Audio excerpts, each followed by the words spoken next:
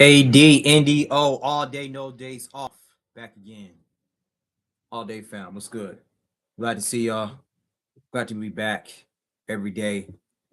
Whole point is keeping this consistently going. Keep this train going every single day, every day, no days off. So I want to talk real quick about my NFL top 100 list. Real quick. I have not been on this like I wanted to, and this list is dropping hard. They already at 51. And so I always want to I'm gonna do 90 through 81 right now, real quick for y'all. All right. So let's go ahead and get it. Like we said, like we keep in mind, the NFL top 100 voted on by the players themselves, and it's also reveal is underway on X. So they're going to put this on X as well. 2 players will be revealed at 10 a.m. Eastern and 11 a.m. Eastern daily, Monday through Friday, from June 22nd to August 21st. So I'm very curious to see who's going to be the number 1 player.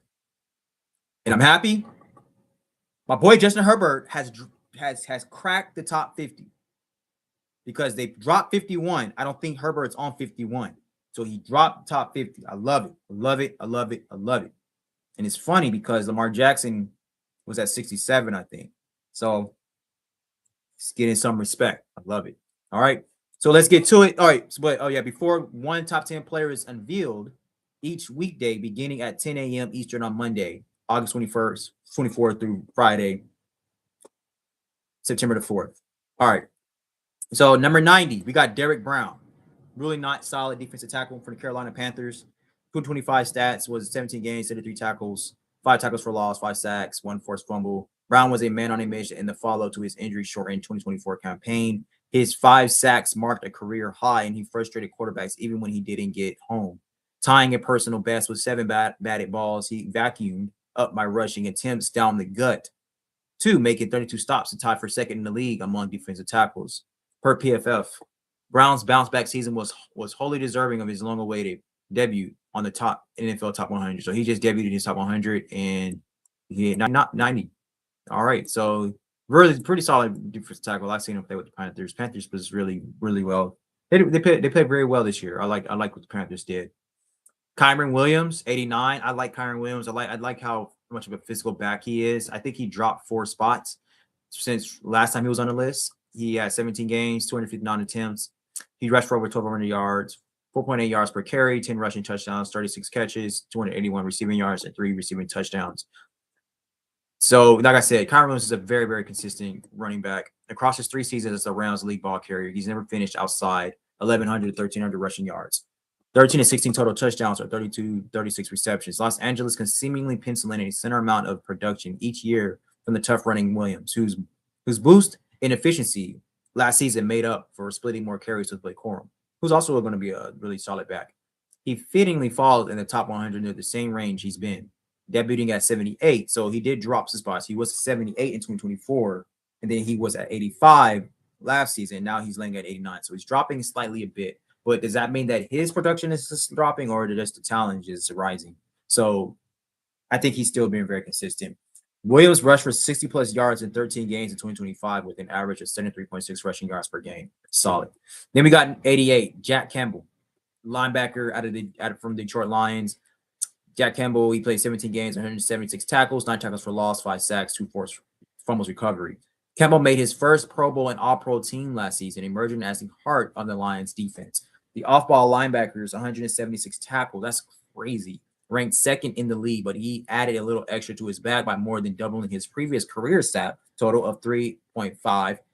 Campbell was PFF's top-graded linebacker in run defense at 93. That's linebacker is a beast, and second-best linebacker overall, 90.2. Plus, he was no slouch in coverage, so he can do it all. Finishing 12th at his position with a grade of 71.4. It's little wonder Detroit extended him in May. Yeah, of course. Really great, really solid linebacker. Campbell set career best in 2025 with a 50.2 quarterback pressure percentage, 100 defensive stops, and 7 quick quarterback pressures under 3 seconds despite blitzing a career low of 17.7%. T-Mac at 87, wide receiver out of Carolina Panthers. I'm liking some of these Panthers players is getting on the list.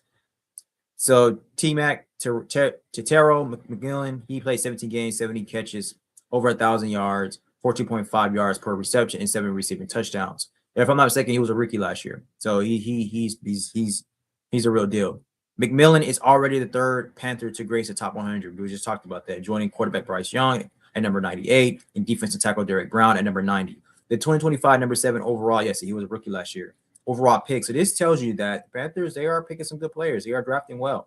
Hit the ground running to become Young's go-to guy, and he was especially destructive deep. He saw 69 targets downfield, 10 plus air yards, catching 35 for 726 yards and 5 scores. McMillan was a runaway AP NFL Offensive Rookie of the Year last year, racking up 41 of 50 first-place votes, and by all appearances, is just getting started. Yeah, it's very great. Very. He's going to be a great wide receiver. He also accounted for 44.5% of Panthers' team air yards in 2025, second highest team air yard share among wide receivers. Seahawks wide receiver Jackson Smith-Njigba was first with 48.6%. McMillan, in the track he's going on, he could be a top 10 wide receiver, no doubt. Tuipulotu, 86, Chargers player, linebacker. I think I went over this list. I'm tripping. I think I did, but that's all right. I can go over it again. Tuli, he had 16 games, 49 tackles, 20 tackles for loss, 13 sacks, 2 forced fumbles, 1 fumble recovery. He was incremental improvements through his first 2 years, led to a certified breakout for Tuipulotu last season. The 23-year-old officially emerged from the shadow of his pass rushing mentor, Khalil Mack, and lapped the rest of LA's edge defenders as well, leading the team in sacks for a second straight campaign to make his first Pro Bowl. His 13 sacks doubled his career total, and his pressure percentage jumped from 10.4 across 2024 to 50.6. Now the question is whether he has yet another leap in store for 2026. I think he does. I think Tuli is going to keep improving. He's not really. I think he's going to keep improving. He's still young. He's very effective, but he hasn't really hit that mark for me yet to be like amongst the best pass rushers in the league. So he has a lot of work to do. He has a lot of work to do. Tuipulotu logged 60 pressures last season, accounting for 22.8% of the Chargers' total pressures. And then we got 85 Brock Purdy. Brock Purdy, I think this is a solid spot for Brock Purdy. You know, to be honest, he didn't play a lot last year. He was okay, and I think it was very average last year. But to be honest with you, I think he should be younger than Bryce Young. But I believe they put him at 85 because what he has done overall. So, but if you ask me, well, Bryce Young was very inconsistent last year. But if you ask me, I think Bryce Young was better than Brock Purdy last year, even with Bryce Young being inconsistent because Brock Purdy was hardly playing last year. Brock Purdy played 9 games, 69.4 percentage. He threw for over 2,000 yards, which is bad for a quarterback. 20 passing touchdowns, 10 interceptions, 147 rushing yards, 3 rushing touchdowns. Purdy would likely rank far higher had he not missed 8 games last season due to a toe injury. There was little opponents could do to stop him once he was healthy again in week 11. Okay, so that's true too. I did see when he came out, he was doing really well. Evidenced by San Francisco scoring 37 or more points in 4 of its 7 regular season games following his return. He has established himself as one of the league's most entertaining signal callers, equipped with an uncanny knack of buying time to make big last-second plays. At his best, which he often is, Purdy gives the 49ers a Super Bowl ceiling. That's not a lie. Purdy averaged a league-high 8.5 air yards per completion during first quarters in 2026. Despite appearing in just 9 games, he led the NFL with 8 first-quarter completions on deep throws, totaling 213 yards, 2 touchdowns, and 1 interception. And then we got Brian Young at number 84. Brian Young, really great linebacker. Brian Young, solid, great player. 17 games, 82 tackles, 12 tackles for loss, 12 sacks. So Young was the lone member of the Los Angeles defense to reach double-digit sacks last season and is superb at setting the edge. His 79.3 Pro Football Focus run defense grade was 10th among pass rushers, boosted by 40 run stops, which was second at the position.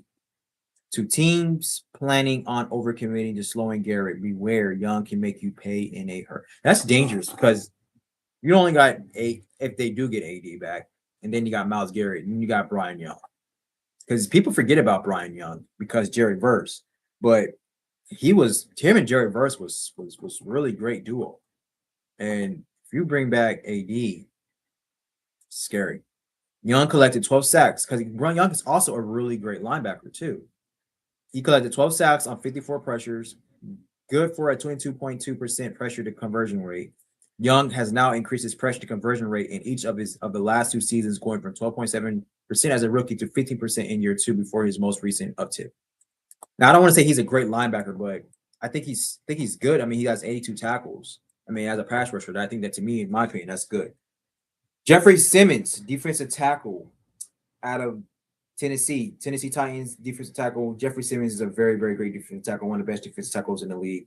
15 games played last year, 67 tackles, 17 tackles for loss, 11 sacks, 3 forced fumbles, and 3 pass deflections. Simmons has long been Tennessee's most terrifying defender. Last season was no different. Relentless in the pass rush, the 4-time Pro Bowler finished as PFF's top-ranked interior lineman at getting after the quarterback as he logged his first campaign with double-digit sacks and finally got the nod as a first-team All-Pro. He's a great player. He's still evolving through 7 seasons, too. That's what I'm saying. He's still getting better. Like, it's crazy. Having just managed a career high of 13.9% pressure rate, imagine what's ahead now that defensive guru Robert Saleh is in town. Exactly. Simmons led all defensive tackles last season with 60 pressures and 26 quick pressures. Definitely one of the best defensive tackles. And then you got Jalen Ramsey at 82. Jalen Ramsey dropped 16 points from last time. Jalen Ramsey, he's kind of on a decline of his career. Still a great player, though. 17 games, 88 tackles, 4 tackles for loss, 3 sacks, 8 pass deflections. He had 1 pick last year. Ramsey was revitalized in his first season with Pittsburgh through a mid-season role change. With the Steelers secondary decimated by injuries, Ramsey moved primarily to safety during the second half of the campaign to tremendous success. He tied his career high in tackles and doubled his career sack total, showing off his versatility as his physical nature naturally translated to the position. Yeah, he was a great player. Ramsey, he's a great defensive player, great defensive back. Ramsey selfless switch led to his 8th Pro Bowl and remarkable 9th straight year on the NFL top 100 list. Solid, man. NFL Pro Insight for Ramsey, following Ramsey's position change to take the majority of his snaps at safety in weeks 9 through 18. The Steelers more than doubled their previous rate of cover 2 from 9.2%, 5th lowest, to 20.1%, 5th highest, because of Jalen Ramsey. And then you got the last player landing at 81, Bobby Wagner. Just your prototypical ideal linebacker. Extremely durable player, one of the most durable players in NFL. Bobby Wagner, 17 games played. He dropped 7 points. He's at 81. 162 tackles, 8 tackles for loss, 4.5 sacks, tackling machine. He can also get behind the back. He can also get in the backfield, get to the quarterback, 2 picks. He can also defend, 4 forced fumbles. He turns the ball over. He forces turnovers. The timeless linebacker continues to rack up standout seasons at the tail end of his Hall of Fame career. Wagner has never fallen short of triple-digit tackles in a season through 14 years in the league, and he now sits 3rd all-time. There's 59 behind late Ray Lewis' record with 2,000 per Pro Football Reference. Never out of place, Wagner was credited by Next Gen Stats with 69 run stops in 2025. 2nd in the NFL. He has a steady for of a quarterback for the defense as there's been in his or any era. Definitely walk into the Hall of Fame. One of the best tackling linebackers ever. Bobby Wagner, you guys know who he is, man. He played at least 98% of his team's defensive snaps for the 9th time in his career. Gotta clap it up for Bobby Wagner, man. And we're gonna leave it there. We're gonna end it there. I thank you all so much for watching. We'll be back very soon. We'll be back tomorrow. No days off. All day in ADNDO. Deuces.